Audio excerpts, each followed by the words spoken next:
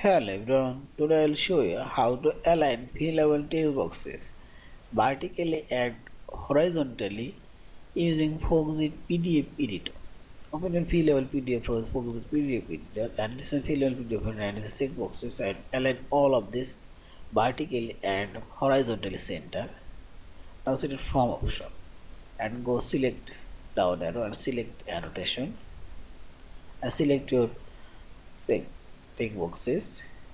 Now click right button and properties option. Here you will find this align option and align vertically center. And see this all of this center align vertically. You'll also align this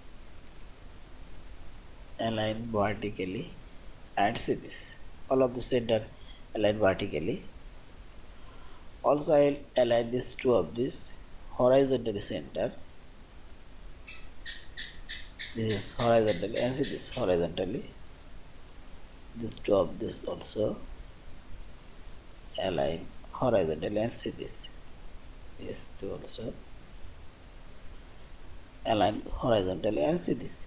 In this way you can fix this all of these text boxes alignment horizontally and vertically.